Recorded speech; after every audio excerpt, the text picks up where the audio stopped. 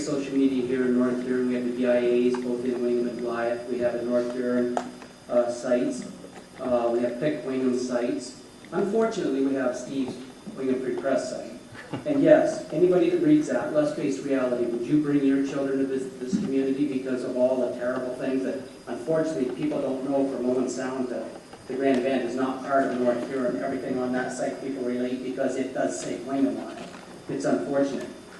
When it comes to industry, I'll bet you at one time, about 20, 25 years ago, somebody said, let's put a nuclear plant in King Card, and they said, King Card is dying, there's nobody there that can work there. It just won't work. 5,000 people work there. When it comes to industry, we have to go get it. We have to set up and be ready for it. And we can take the small and the large. When I had Sunrise there, when I took it over, it was doing $750,000 a year. 10 years later, I was doing $8 million a year. Unfortunately, like all the small farmers sitting in this room tonight, the milk board didn't want to deal with small dairies. And at $8 million or $16 million, they didn't want us. But 20 years have come and gone. And now they're starting to say to the farmers, start putting your own dairies together. We can bring this industry, we can bring these jobs, but we, the council, have to do it. It's not somebody out there. We have to make up our mind which way we're going to go. Do we want our main streets looking like some of the dead main streets around us, or do we want to keep them vibrant the way they are now? It is the council that needs to drive that home. Thank you.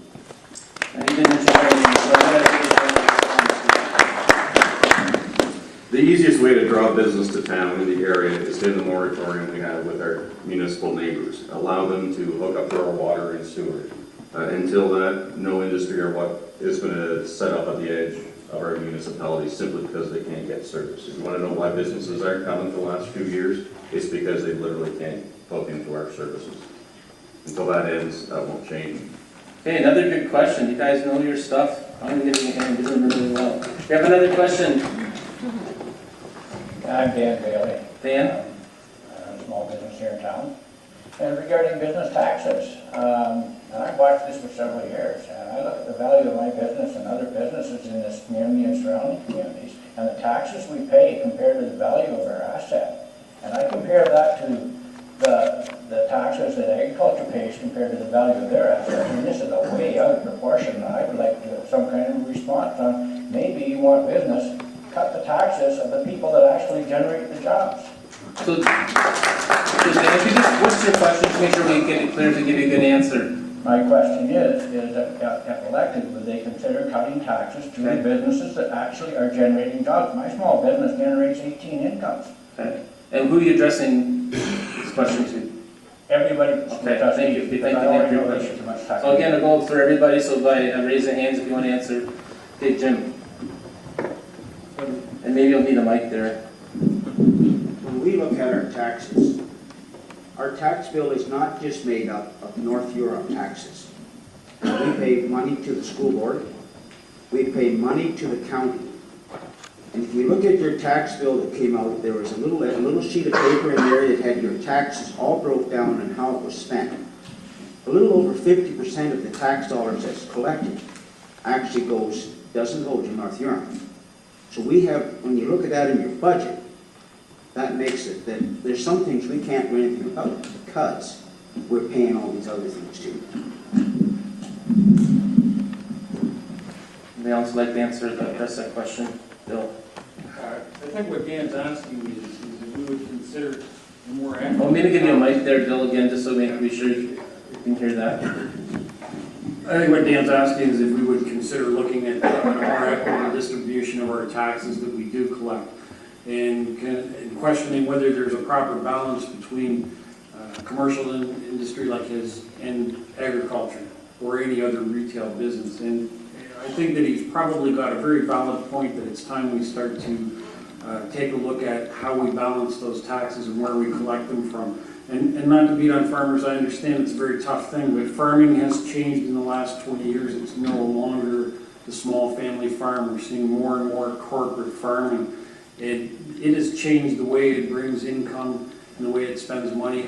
Perhaps we should consider looking at the balance of taxation and put a little bit more where it belongs, whether it be agriculture or whether we put it into other businesses. But we do have to take a good hard look at that balance. Okay, next item, Neil had his hand up, and then we'll have to go Brock to be next. Thank you, and the one thing that I'm not sure we can really compare assessments towards jobs, because basically 5 years ago, an average farm, a full-time job, took between $1 and $2 million worth of equity.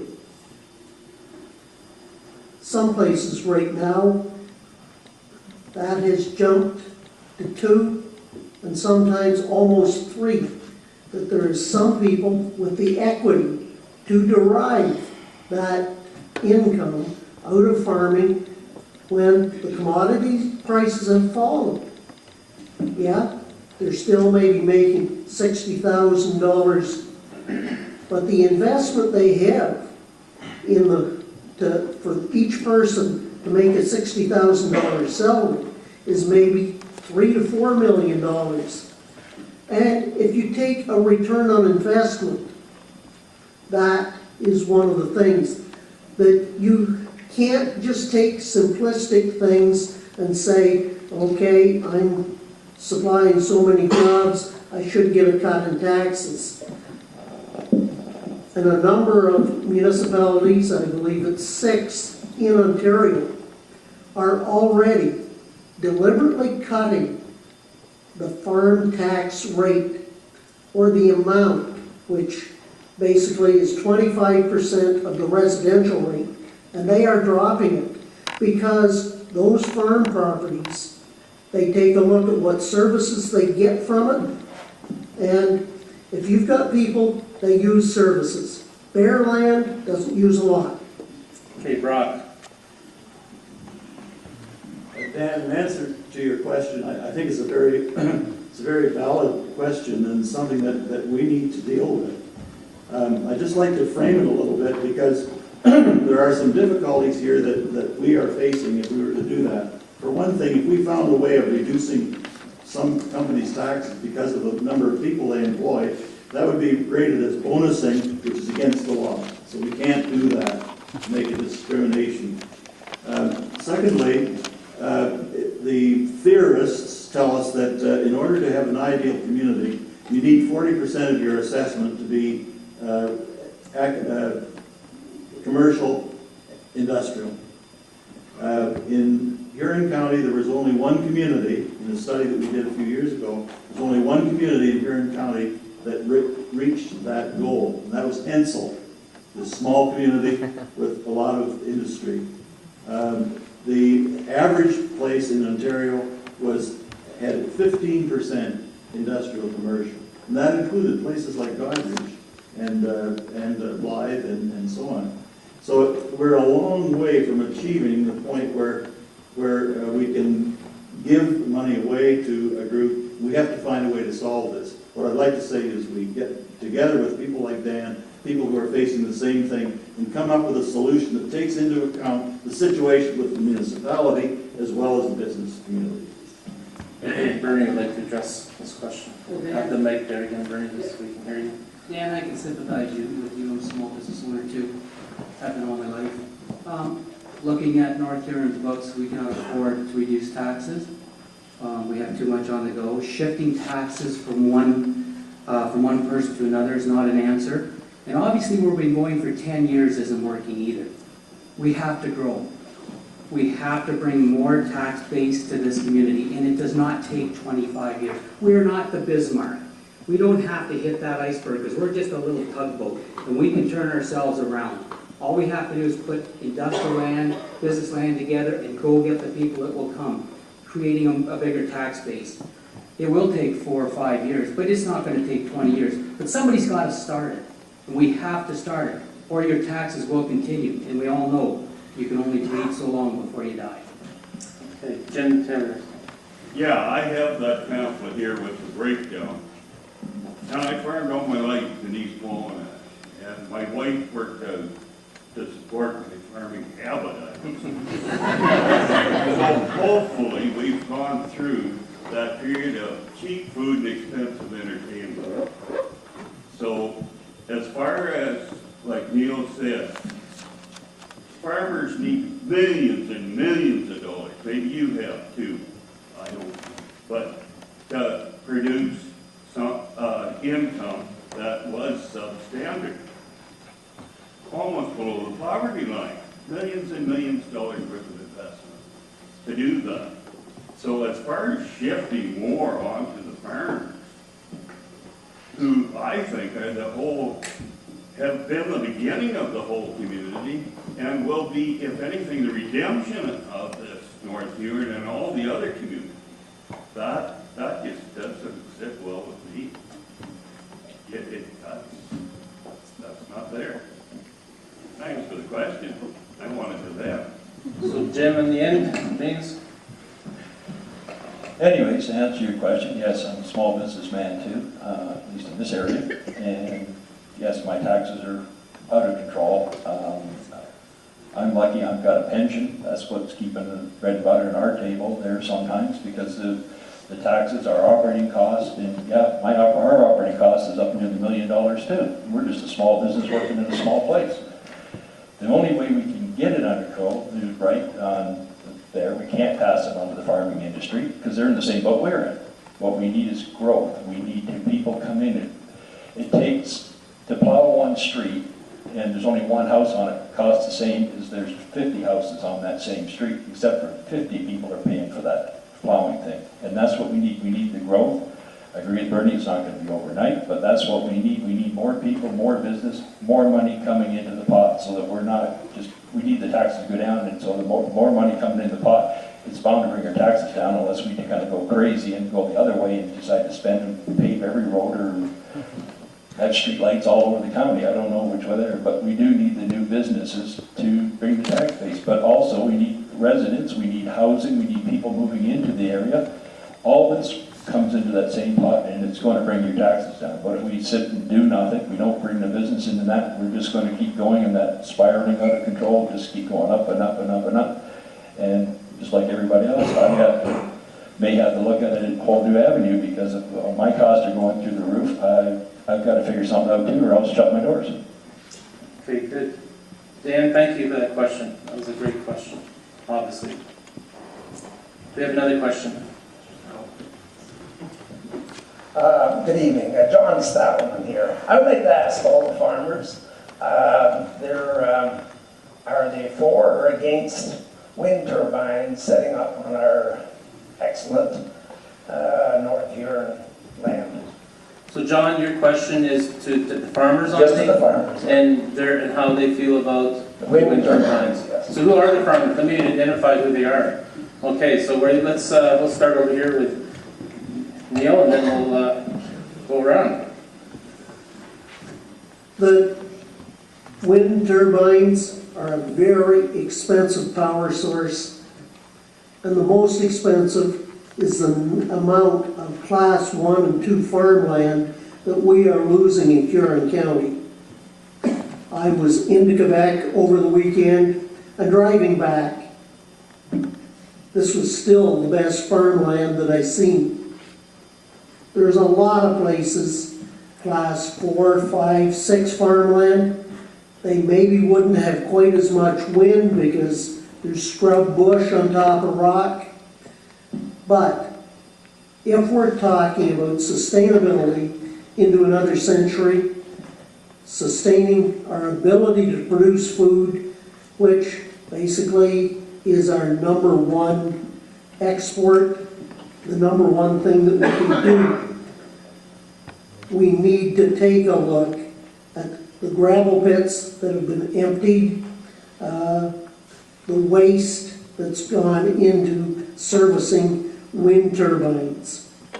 Small wind turbines on individual farms for individual things probably are a good thing, but the way it was handled in the province with provincial government, Green Energy Act taking over things, big companies coming in from all over the world, it's not necessarily good for anybody that's living here. Okay, and who's our next farmer on the panel coming around this way? Terry? Maybe grab a mic for me, Terry, just to make sure people can You're I'm not for the wind turbines. If anybody knows about Wolf Island, 25 years ago, they had wind turbines go up. And they're supposed to be actually taking the wind turbines out, so what did they do? They bought the land that the wind turbines were on, so that they wouldn't have to take the wind turbines out, so they're just sitting there idling. They rip them down, but leave the concrete and the one spot still standing there. If you want to put one for personal use on your property, that's fine, but it's actually put wind turbines up and disturb your neighbors and that whooshing sound, but it would drive anybody nuts. That's the way I think. Any other, Jim? Campbell? We'll just go on. John Stillman that had that. And you can grab the mic. Would you like one in your front lawn, John? I would certainly not, sir. Oh, well then you and I feel the same way. And who is next? Ready? Yeah, John, I guess when that came to council, I was the one that made the motion to not be a willing host for the wind turbines. There were supposed to be studies done and completed, I believe, by the end of 2014 as to the health effects of it. Now with the Green Energy Act, we don't have any say at all. It's provincial.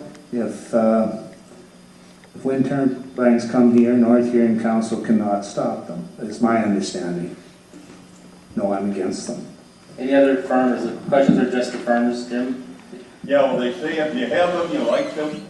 If you don't, you don't. So, I'm against them. I think we get into enough trouble with our neighbors without putting up something like that. I think they are not a good source of electricity. I think in Europe they're tearing them down. So why would we be doing it? I just can't see it. There's too much maintenance and it's way, way up there. You have to go up and fix it. You're not sending me up. So, no, I'm against it. Tim, are you a farmer, by the way? I live on a farm. You live on a farm, and I just want to make sure we're respecting the question that John's asking. And if somebody has a question, want to ask non-farmers, then we'll be glad to do that. I just want to respect. Yeah. Do you use pseudo farm? Is that John? Is pseudo farming good enough? Okay, Tim. So, my opinion on the wind turbines, or just that opinions, but I'll stick to the facts in that they are not economical. They're not just sucking tax money from us, they're sucking tax money from everybody across Ontario. The decision to put these wind turbines in were made before Bruce Power Reactor 2 came back online. And now with it back online, we're actually giving power away to the United States because we have too much, we don't know what to do with it. The companies that are putting up these turbines are making millions of dollars off energy tax credits that the government pays them for putting them up. They could care less if that windmill makes a penny for the government. As Jim said, if you have it on your land making that, that's great. But in 20 years, when nobody wants to do the maintenance on it, you're going to have one ugly eyesore sitting on your land that's ruining up to 5 acres of land. Okay, Sean, how are we for 20 to 9. So 29? Okay, what one or two. Yeah, I'm going to ask for one more question, but the reason why I want to know what time is, I want to give the candidates an opportunity for just closing remark, 1 minute. We just from where you're seated, don't come up to the pulpit for this, but we'll still have our timekeeper keep us in line. So just can think about that as well. Just prepare you to share 1 minute closing comments, and as time allows. We have another question before. Last question. Or we could have like two. It just depends on time, but just.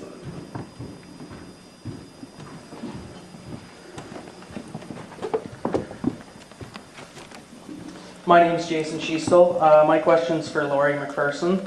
You stated on Thursday that we're one of the highest taxed people around, and what do we get for it? In my opinion, not a whole lot. We have the 2 fire departments, 2 police departments, the emergency services training center. We have a hospital in town, we have a high school, we have 3 works departments that service the 3 wards. What additional services would you like to see for an area this size? And what services will we have to give up, or at what cost will that be? So Jason, your question is for Lori. You want to know what additional services she thinks we should have for an area this size, because she says we don't get anything for our tax dollars. say, Lori? And again, maybe use the mic so we can. I don't believe I said that, but we do get services, maybe not as what other people get as services. We are taxed high. There's no question about it. Can we lower them? Maybe, maybe not. I haven't seen the books. I'm not privy to the books. A lot of people up here on council know what goes on behind closed doors. Until we know it's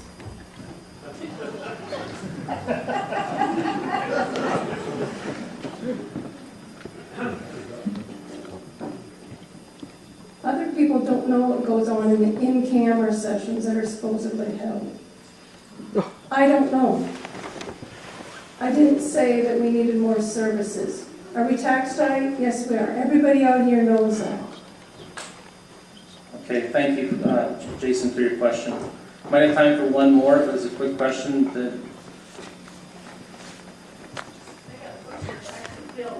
Well, we asked about Bill 8. I might get another question.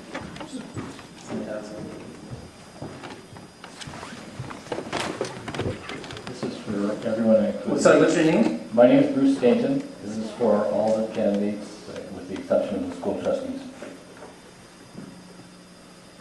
Most of you have expressed the need for more business, more support for agriculture, and more jobs. The Economic Development Department of North Huron is challenged with trying to develop our town and our township of North Huron. I'm curious as to what each of you feels the value of the Economic Development Department is, and if you do not find value in it, then how do you plan to address these issues? Okay, Bruce, I'll make sure I understand your question. Your question is, can you just say it again so we know what we're... So I'm asking about the Economic Development Committee. And the question is? And the question is, do you find value in it? And if you don't find value in it, then how do you plan to address it? Do they find value in economic development or not? So may I have time just for just a few to answer quickly, but by show of hands, if Ken will start time with you, then we'll go ahead. Sure, so... You might grab the mic there again, Ken, for me.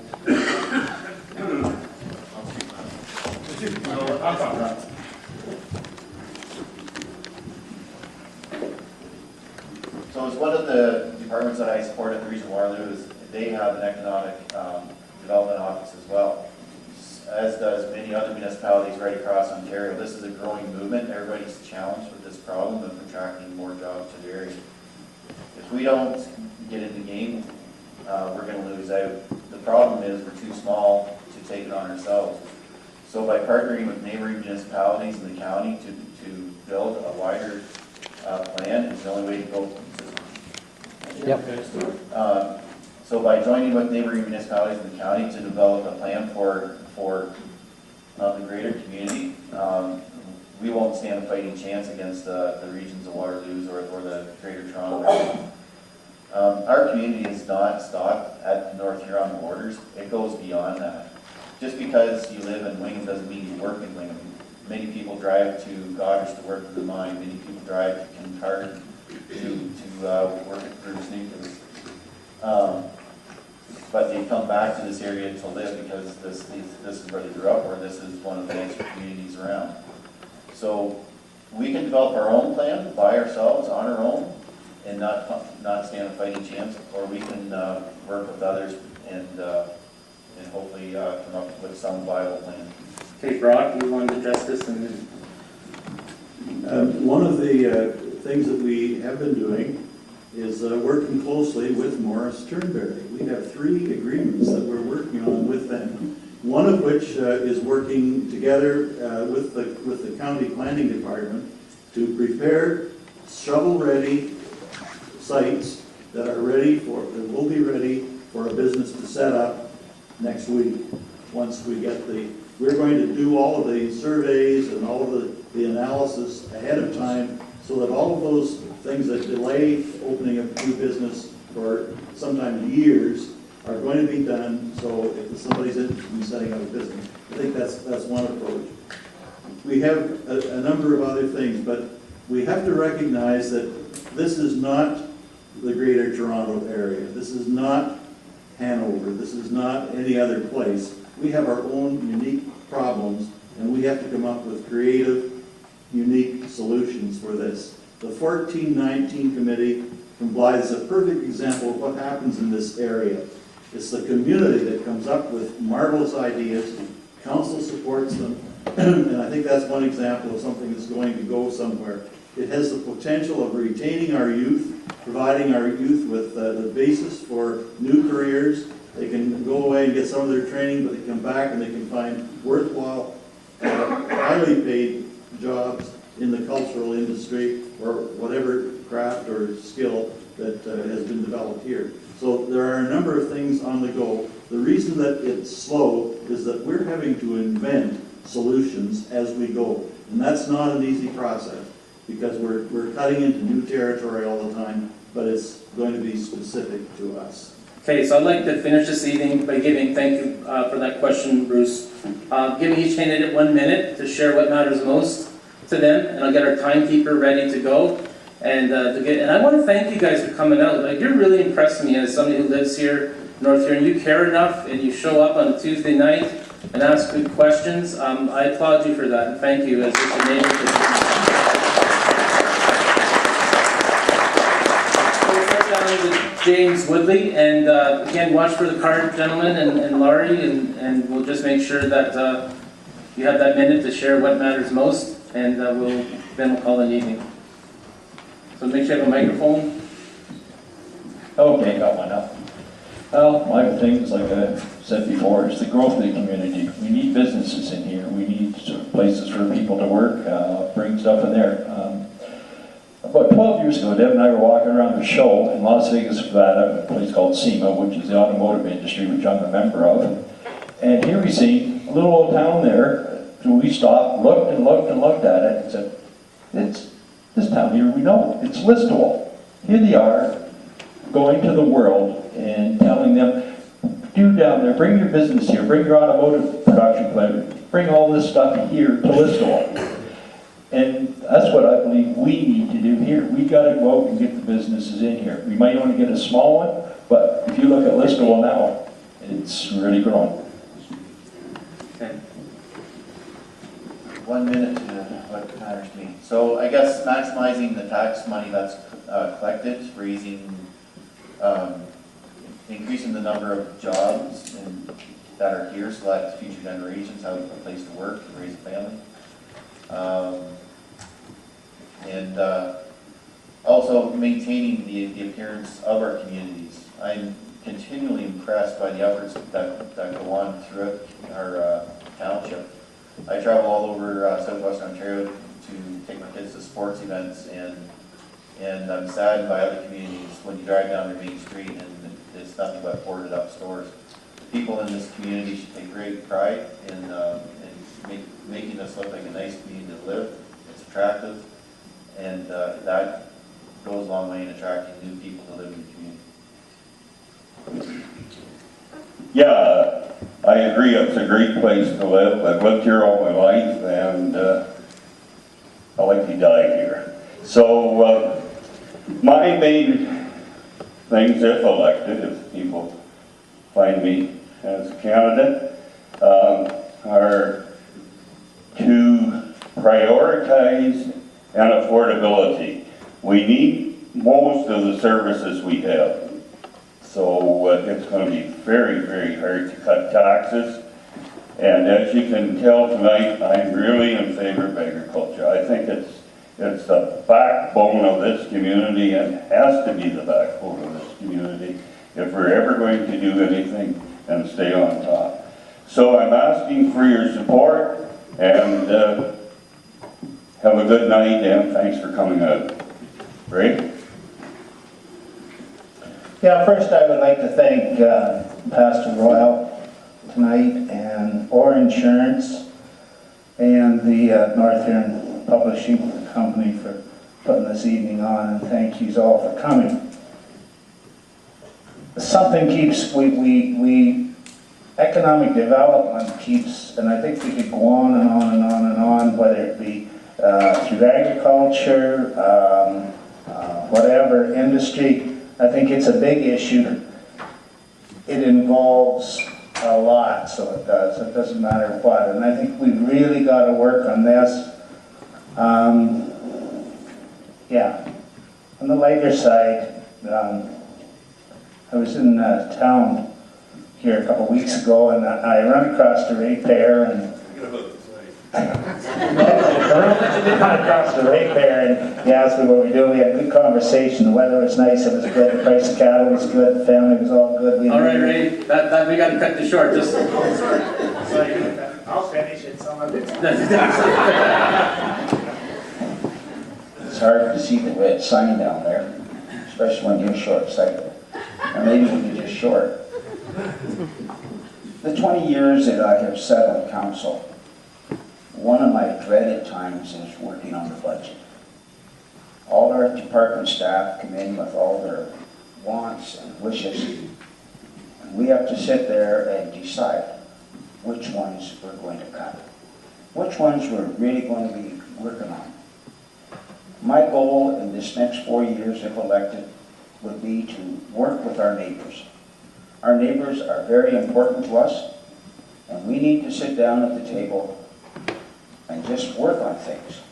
Work together to bring us all together, because our neighbors are part of our community. They support us, and they support, I can't see them. And we need to support them too. Thank you for your support.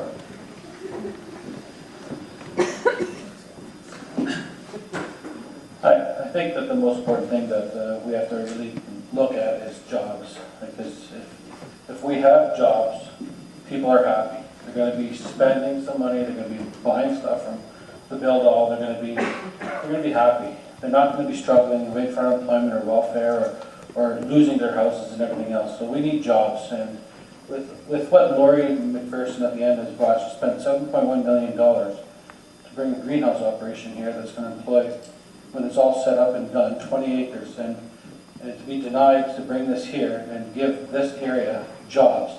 This is why I'm running this. I find disgusting that red tape should be handed up on this and everything else, but first, you want jobs, you need change to get the jobs. This is just disgusting what's happening. Thank you. Thank you very much. The thing is that when I decided to run for a school board trustee, I actually received a booklet describing the role of the school trustee. It encouraged newcomers to run. I may be a novice when it comes to school board activities, but I do have the skills to learn how to become and work as your trustee on the school board. Thank you. Thank you.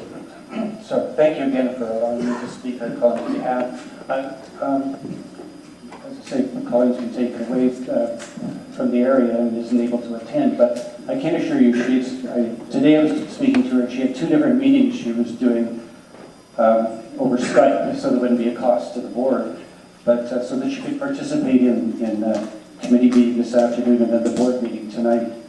The other thing I guess I wanted to say on her behalf was just, I think that Colleen over the years has, she's been a trustee, but it's not just a job of showing up. She's taken the chances, taken the opportunities to be able to advance education. She's taken the positions with the Ontario Public School Boards, which required a lot of time, in order to be able to pursue paths for education and promote things like the trades and so on that weren't necessarily being respected in schools in the past. Thank you. Thank you. I want to thank everybody for coming out tonight, and they were great questions. 2 things as Reed will do. Number 1 is the budget. The budget is the most important. The second is a question which is asked, Economic Development Committee. I will take the time, and I will be at every company that wants to come to North Huron. I will be part of it. I have to be part of it. It's the way I'm built. A few years back in the 80s, I was on CBC Venture. I've been at just about every international paper going on my achievements in the 80s. I can build. When I worked for Agriculture, I was handed the Walmart contract because they were losing it. 15 years later, that contract was still signed. I can build. 58 and 59 years old. Wish I was 58. 59 years old. I want to go out and say the 3rd one I built was North Huron. We can do it together. Thank you. My priorities will be switching to the ombudsman to ensure transparency and accountability of council. We need to end the moratorium with Morris, Turnberry, and municipal neighbors so industry can come here. Public input at council meetings before decisions are made. We need to have fair billing, especially with the municipal neighbors. And we need to get rid of the lead pipe in our water system. And I would appreciate your support. Thank you. Thank you for everybody that's here. I'll go to economic development. One of the things, there's a thing called the Privacy Act. Our economic development department have to respect that privacy of any individual that wants to build or move through the system to build something here.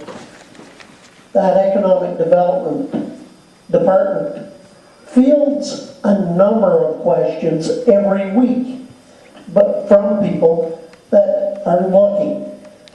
We need to get a few more wins. There's a number of things that are in the pipe. I can't say anything about them. And another thing, for my newspaper ad, I put 31 points of things I did in September. I was paid for approximately 5 of them. The rest were volunteer. Okay, Neil, thank you. Yes, thank you for having us tonight. To the fellow that asked the question, why Blyth? Well, Blyth is a beautiful little town that's growing, but without all of us going together and getting employment going, none of us are going to grow. And I don't want to see that. I don't want to see another Chatham County die just because people don't want to get together and make things happen. We all must get together. We all must work together, strive together, and I just hope that you give me a chance to be on the council for Blyth. Thank you. Thank you all for coming. Everybody uses the buzzword economic development. Our problem has been we've done numerous studies, piles of paper that sit there, and we've spent tens, if not hundreds of thousands of dollars over the last few years. What we actually have to do now is sit down, take that information, and make some concrete goals. And that's what's been lacking, I think, to some degree. But we have to understand that governments do not create jobs. Governments create an environment that will make it attractive for industries, whether they be 1 or 2 individuals or whether they be 100 people. So that's where we have to make sure that our infrastructure from the technology standpoint is up to snuff. And there are some areas that are lacking, but there has been progress. I'm not going to say there hasn't been, but I think that we all have to understand that that's the future, not big industry, and we have to work together as all 3 communities. Thank you. I'd like to see North Huron as one. Why are we Wingham? Why are we Blyth? Why are we East Wawanosh? Why can't we just be one ward? Another main thing I want to do is North Huron people need to speak. You shouldn't feel offended or put down if you want something to say. Council meetings are for all of us. You're only going to have 6 people representing you. If you need something to say, let them know. Let them speak for you if you don't want to do it. And economic development is a big thing, as everybody said. We need to bring jobs into the areas, whether it's just increase the business we have or bring in new business. Somehow we need to bring people into our area. Thanks. We're meeting tonight in Blyth Memorial Community Hall. Almost 100 years ago, this community was deciding what to do for building a cenotaph. And the decision was to build a magnificent hall. People said, you can't do it. You're too small. You'll never get it done. We did it. They did it. This has repeated itself. People said we couldn't have a professional theater in a little hick town like this. We have one. It's been going for 40 years. People proposed a 1419 dinner for 1,419 people on the main street. Nobody believed it. Not even the organizers, but it was done. So let's dream big. We can do it. Thank you. All right, so normally this time I pick up an offering.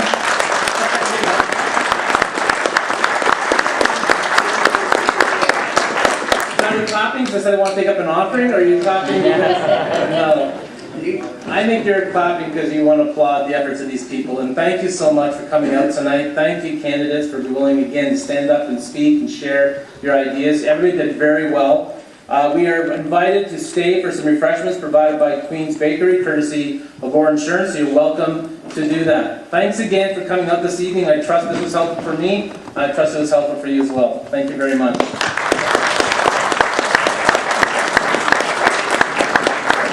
Just want to thank Mark again for taking care of this. It wasn't easy, so thank you, Mark.